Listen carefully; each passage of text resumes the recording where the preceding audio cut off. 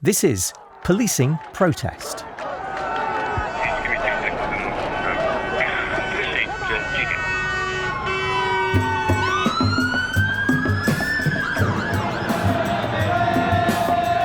Public order policing has become very much about policing protest.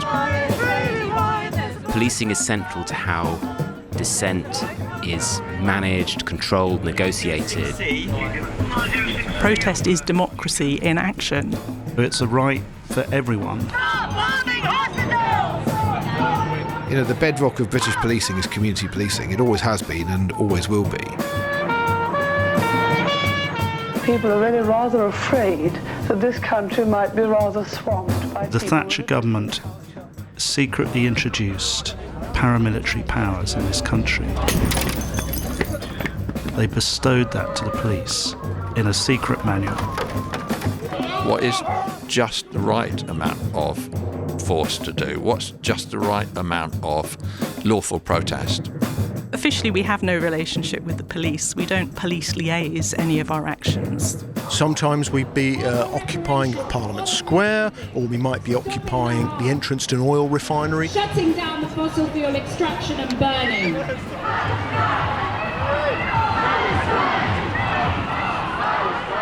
The percussive rhythms of protest underscore the soundtrack of our democracy.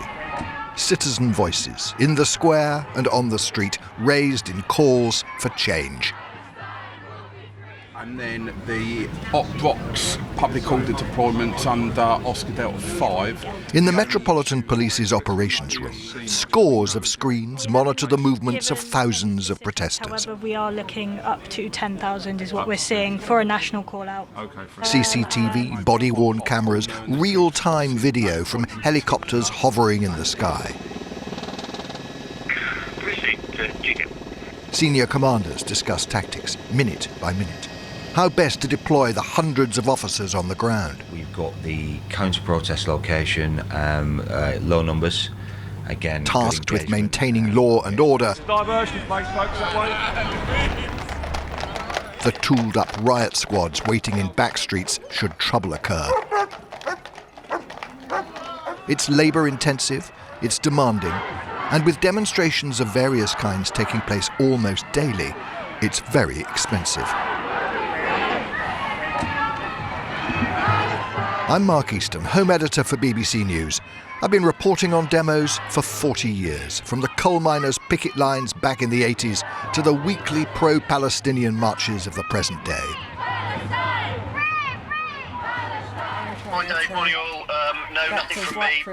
In this series, we'll explore the police's approach to protests and protesters' approach to policing. The fractious relationship between state authority and public dissent. Because where those two ideas collide, you find the meaning of democracy itself.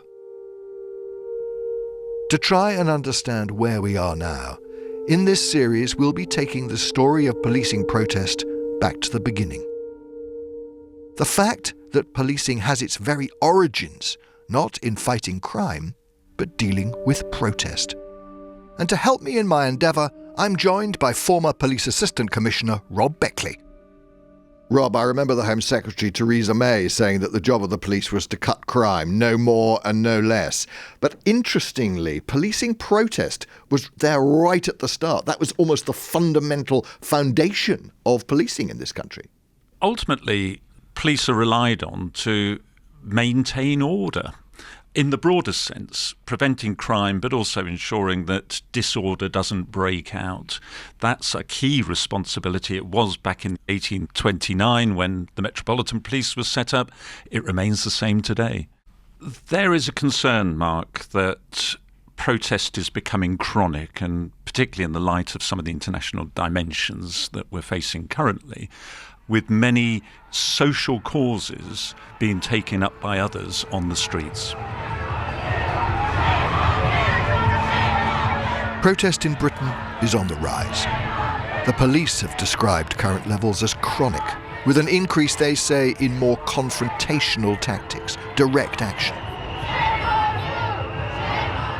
There's a proliferation of groups taking to the streets on domestic issues and international causes as the global order becomes more insecure, the ever-growing protest around climate change. There's been increased pressure from politicians on the police to limit disruption, apparent incursions into operational independence that the police have resisted. At street level, resources are stretched. Protests generate counter-protests.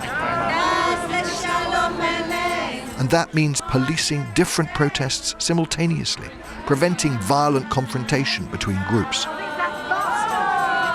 I'm Matt Twist, I'm the Assistant Commissioner for Met Operations and Performance. The senior officer with overall responsibility for the policing of major events and protest in London.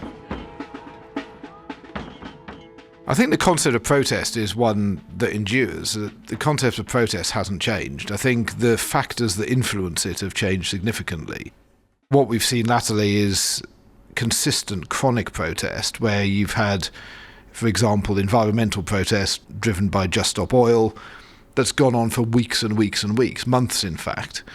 So we've been standing up public order responses every day for many months. There's a legitimate question at the moment around the level of stretch that the current tempo is placing on policing. To give a sort of idea, since the 7th of October to the end of spring, about 45,000 officer shifts since the 7th of October have been spent just dealing with Palestine-Israel protest. So that's just the Met officers, plus an additional 10,000 officer shifts we brought in from elsewhere in the country. The actual cost and the impact on policing is enormous. What that means is those officers, those 45,000 Met officer shifts, are officer shifts that could have been spent in local communities dealing with crime, but they're actually dealing in central London with protest. I'm Tom Gash, I'm a former policy advisor, managing director of Leapwise, who advise the police on strategic decision making, and I've written widely on contemporary policing in the UK. Currently in the UK, the police don't like curtailing or banning protests because they're well aware that that's quite a way to lose large sections of public support pretty quickly, but it's also because they, I think, are better versed now than they were 30 years ago about the dangers of a militarised police that is purely associated with the power of the state compared to a police force that works with the consent of communities and in a sense represents the major interests in those communities. At different points, people are focused on capitalism. At different points, people are focused on occupy and rights to sort of property and land. At the moment, the biggest things are clearly environmental protest. What is worth more, art or life? But we're also now starting to see immigration protest again start to increase. And the protests we're seeing linked to the conflict in Israel and Gaza.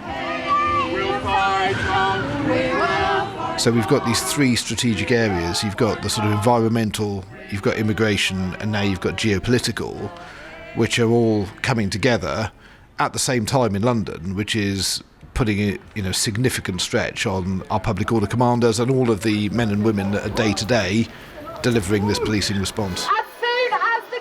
Issues a statement that it will not issue any more fossil fuel licences, we will go home. So I'm Mel Carrington from Just Stop Oil. We launched in 2022. So quite recently? Yep, absolutely. We've had 2 and a bit years. Our actions are designed to minimise harm. That's part of non-violence. Non-violence is about confrontation, raising tension, but without harm. We have a blue light policy, so we always let ambulances on a blue light through, or any other emergency vehicles. But as far as we're concerned, a few minutes disruption in your journey is nothing compared with the damage that we risk from continuing to burn fossil fuels.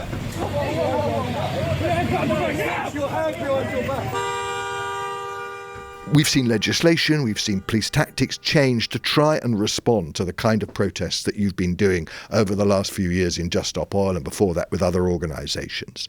That cat and mouse game, the background to that is a political response And that response will be not to change their policies on fossil fuels, but to close down protest. Well, I think everybody should be aware that this is a risk. Protest is democracy in action.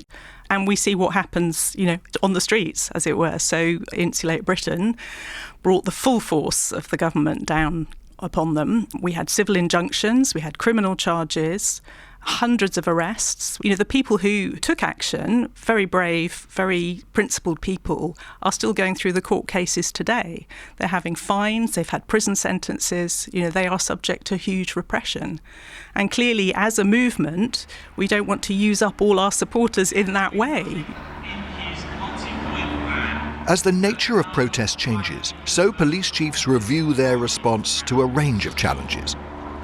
Weekly mass marches involving tens of thousands, attacks on infrastructure or disruption to transport networks involving half a dozen protesters.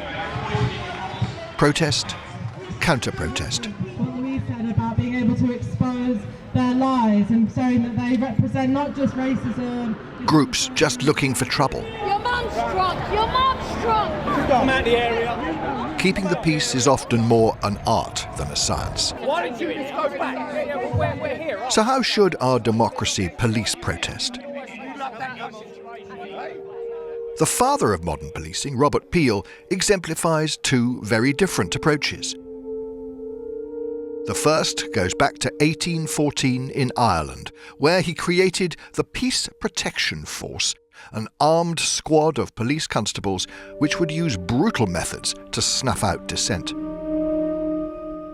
Then, 15 years later, he founded the Metropolitan Police, based on principles of courtesy, helpfulness and friendliness, securing the trust of communities, policing by consent.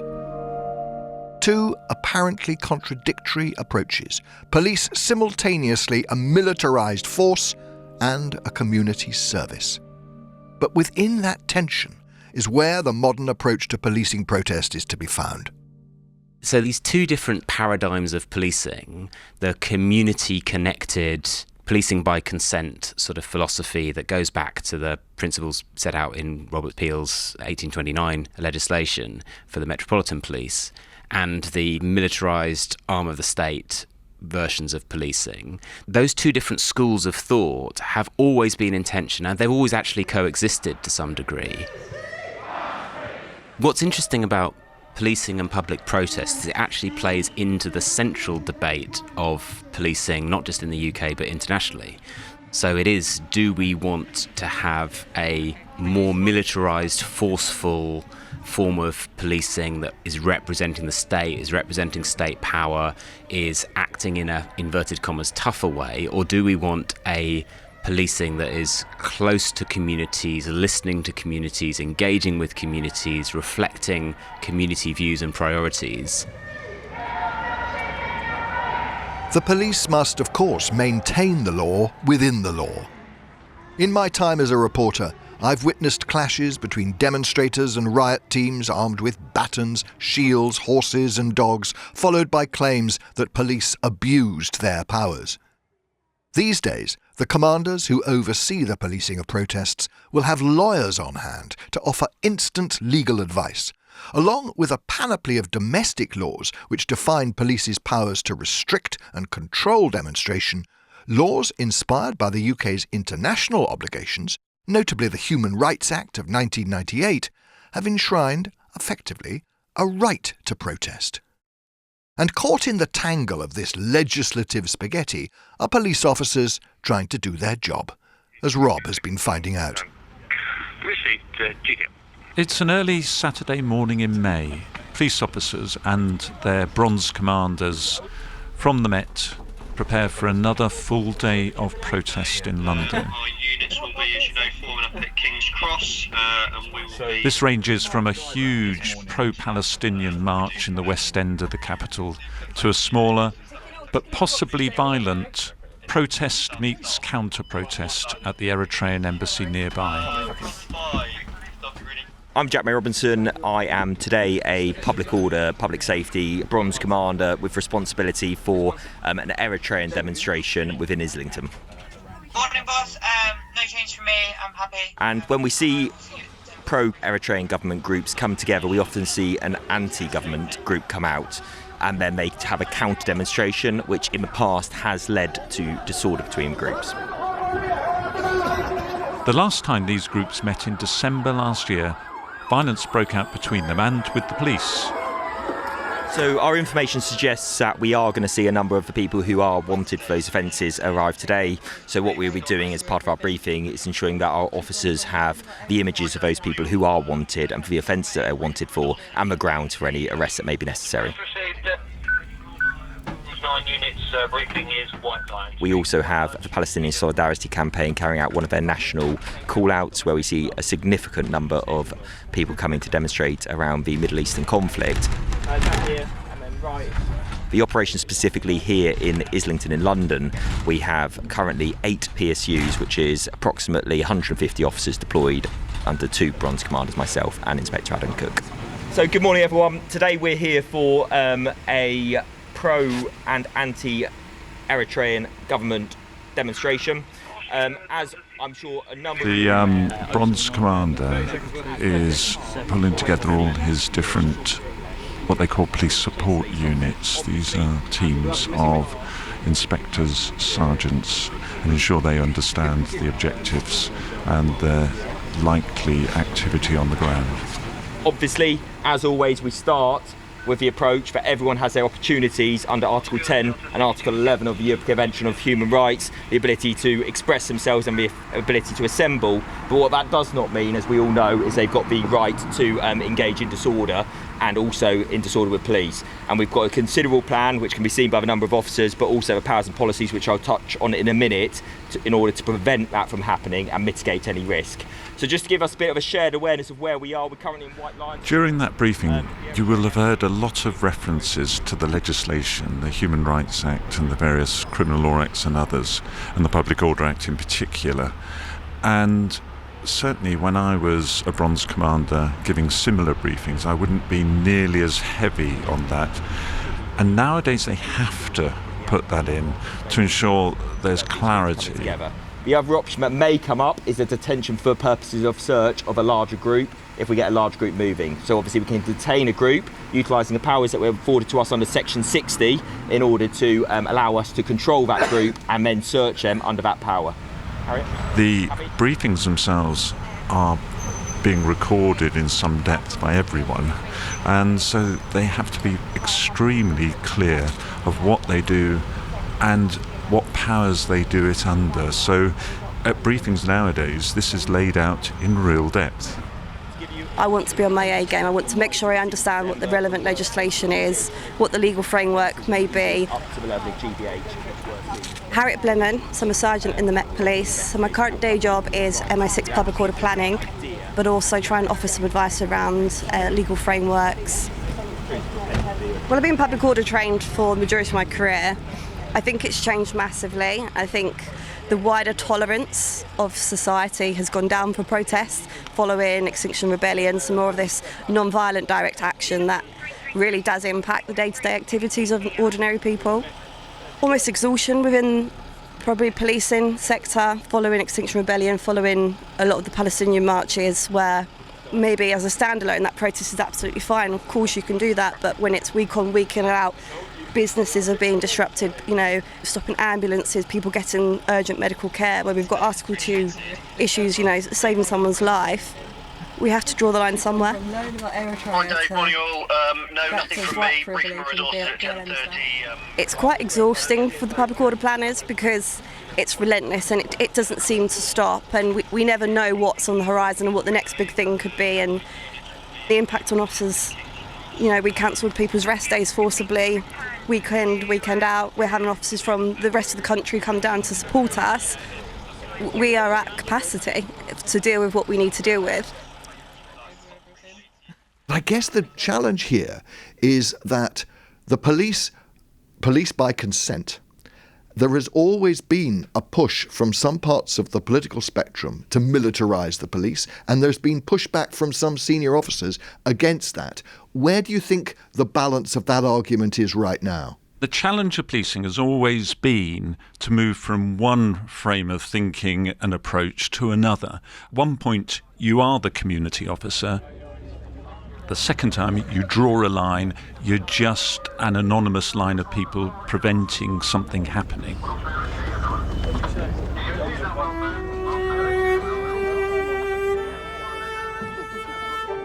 Those with power in Britain have long sought to crush any hint of rebellion. The 1381 Treason Act after the Peasants' Revolt and the Riot Act of 1715 were attempts to stop civil dissent with military force and ruthless retribution. The Riot Act's full title was An Act for Preventing Tumults and Riotous Assemblies and for the more speedy and effectual punishing the rioters. It remained on the UK statute book until 1973.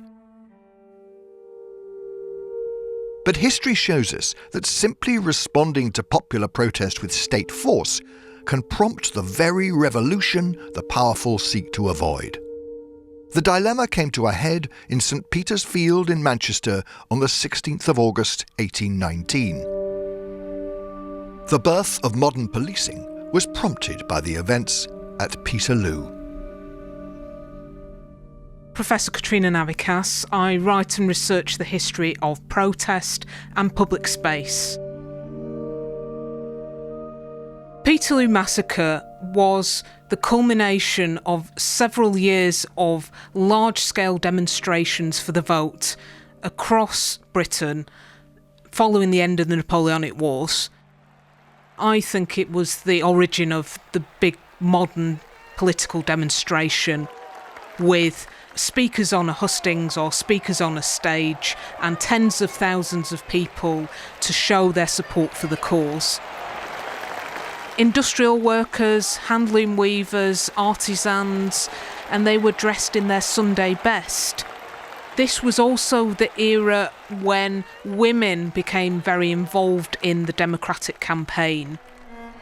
They brought their children, brass bands, elegantly decorated banners, almost like a festival of political democracy. Magistrates read the Riot Act, which is a piece of legislation that enables the magistrates to send in the military if the crowd don't disperse within an hour. The magistrates pretty immediately send in the yeomanry cavalry. St Peter's Fields is a field, but it's surrounded by buildings.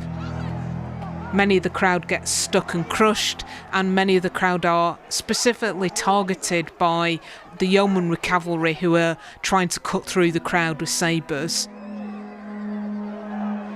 We know of 18 people who died on the field and over 750 recorded injuries. There were probably more who aren't recorded in the records. It changed the way in which the British state started to think about policing and policing of crowds, but society more generally, that what happened at Peterloo was unsustainable in terms of this drive towards becoming a liberal democracy. Clifford Stott. I'm a social psychologist, but I specialise in group and crowd psychology and its implications for policing. Suppressing crowds through military force was no longer sustainable. And it's at that point, at the early stages of the 19th century, that we see the development of the first civilian civic police force, the Metropolitan Police. And that was formed off the basis of a set of principles that was established by the then Home Secretary, Sir Robert Peel. That society needs to be policed by people from the community. So there's this expression of the public, for the public, by the public. So this is no longer about an external force suppressing dissent. It was a radical and highly controversial answer to the policing of protest. A professional, impartial, and politically independent police force. Constables would generally be armed only with a book of general instructions ordering them to secure and maintain the respect and approval of the public. cooperation, the instructions advised, diminishes with the use of physical force. So central to this idea is the notion of legitimacy, or policing by consent, that these police officers, the so-called constables, are actually just normal members of the public who are charged with the responsibility that everybody has to maintain law and order. And that's why, in many ways, people call police officers peelers. And this notion of the Peelian principles lies at the heart of the basic philosophy that structures policing in the UK, and therefore has implications for our approach to how we police protests. The dissonance of a police service, which is also a police force, continues to this day. Policing by consent with the force to quash dissent.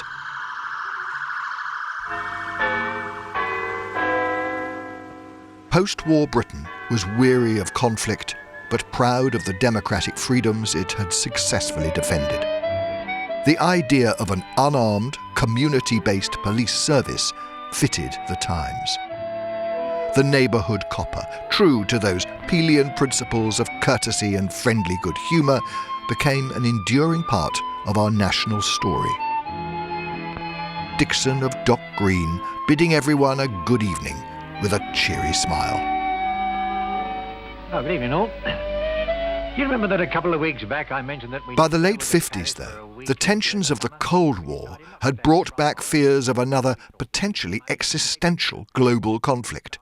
A new generation of protest and protester began to emerge. Priests and poets, artists and activists supported the campaign for nuclear disarmament and its avowedly pacifist approach to demonstration. It's bigger this year than last year, and that we won't finish with our work until Britain finishes with the bomb. In the 60s, protest took on another character. Youth culture was becoming more assertive, politically active students taking on the establishment, demanding change.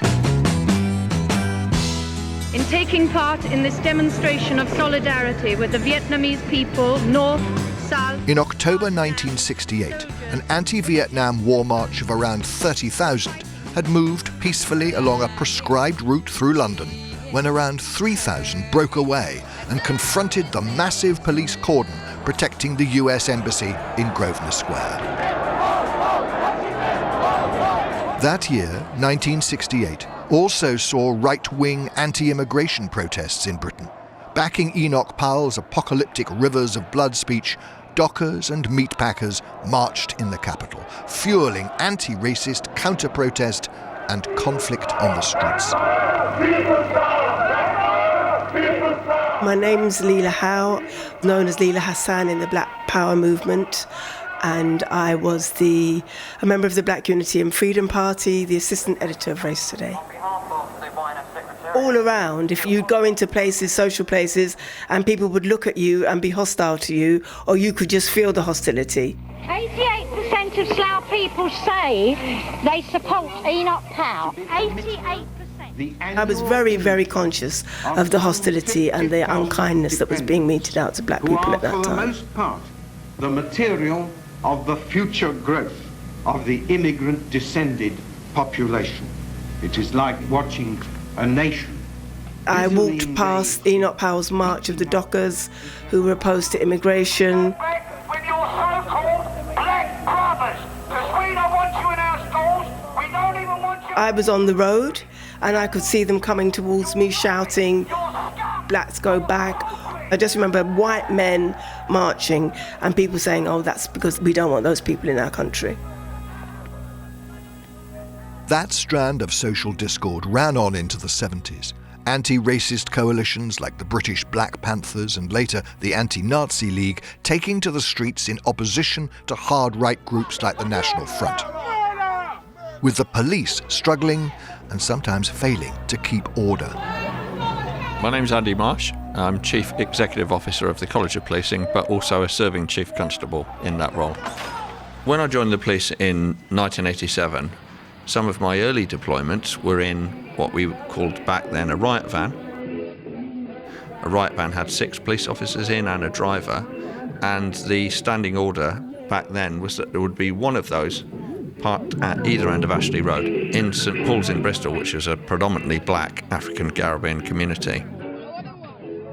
I don't believe that we were there to protect them. I'm sure that we were there to prevent the breakout of widespread disorder.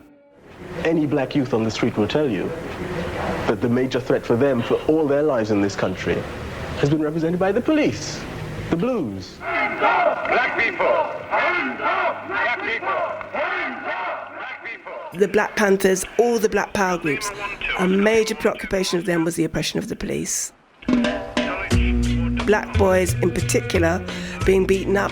I mean, the police just had a field day at that time on the children of the immigrants to this country. We didn't have a detailed briefing of what we were meant to be doing. There was, from the largely black communities, a significant amount of hostility. I'm being brought to court here every day against my will. Go to Tie Street. Right? Coming where?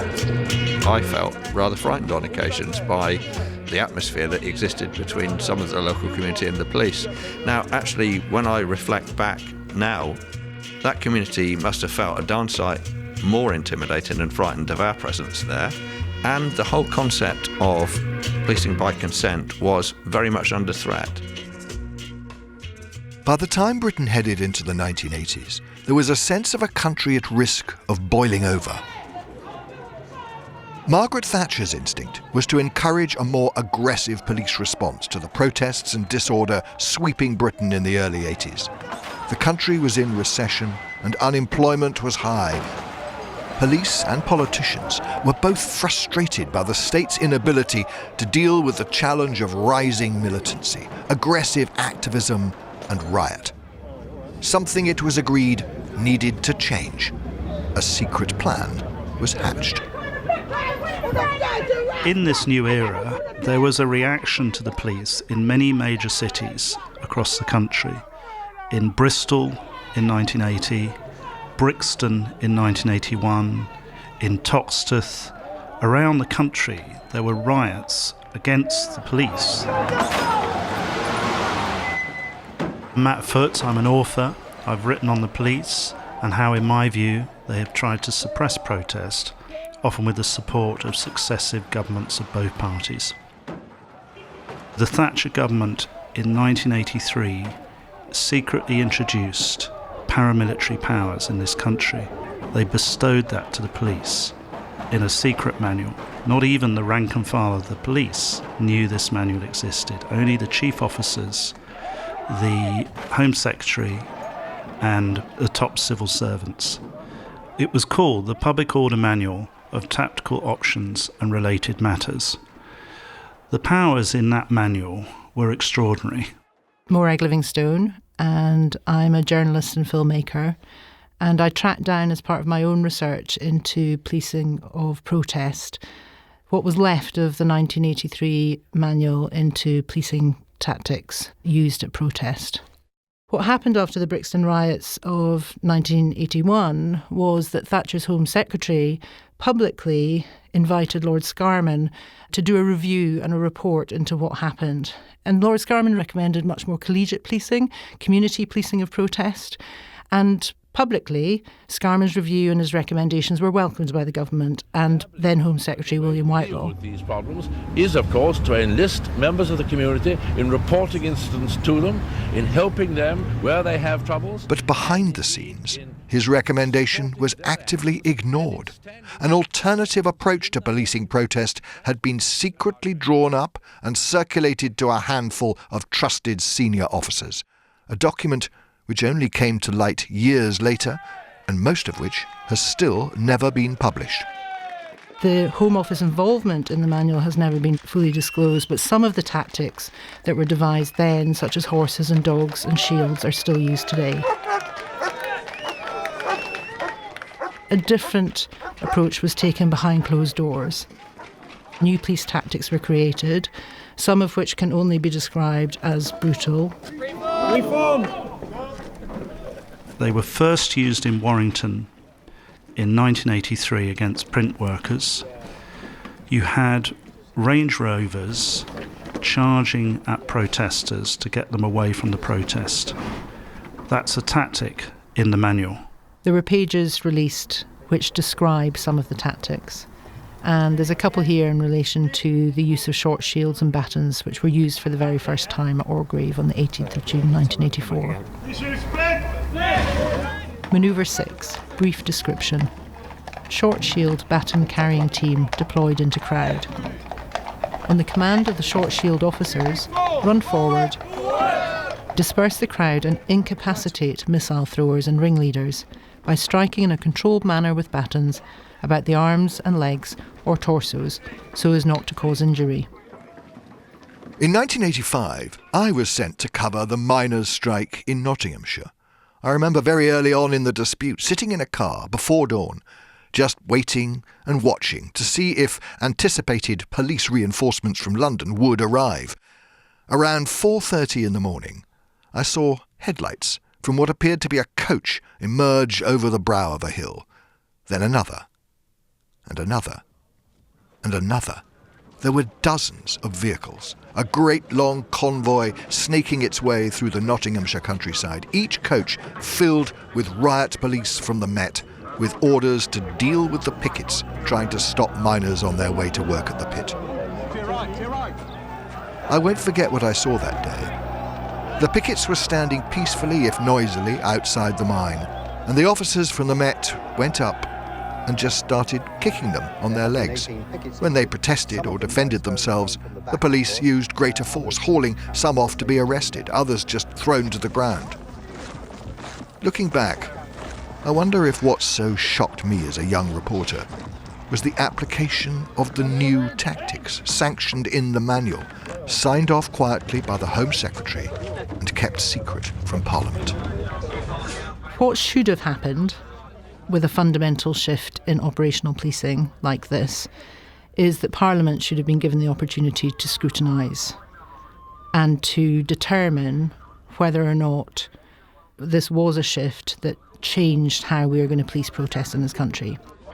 And the manual would never have come to light if it hadn't been for the approach that the defence team took in the 1985 trial of a number of miners who were arrested at Orgreave.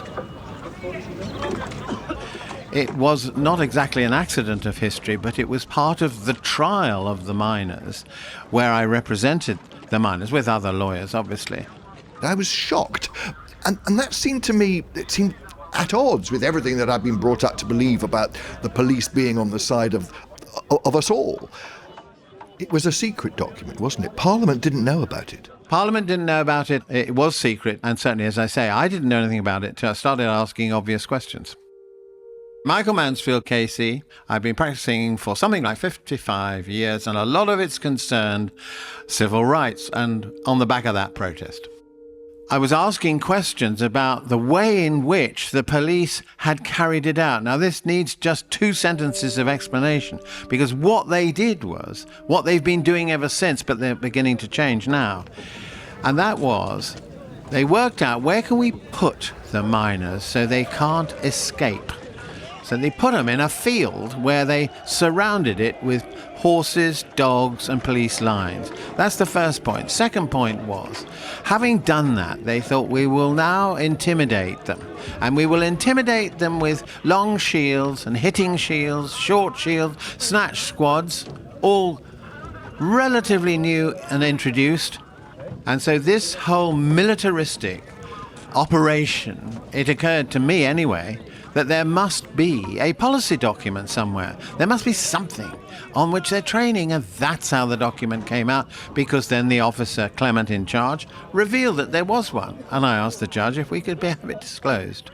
We didn't get it all, because it was classified, but we got pages from it. Some senior police officers became very uncomfortable about the impression that policing by consent had been abandoned in the chaos of industrial and social strife, that constables had become an arm of government.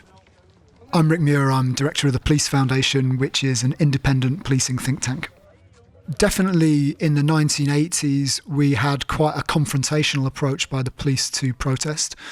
That was seen in the miners' strike, where I think it's widely recognised in policing now that the police got too close to the government and were perceived by the miners to be on the side of the government and to be on one side of a major political and industrial conflict.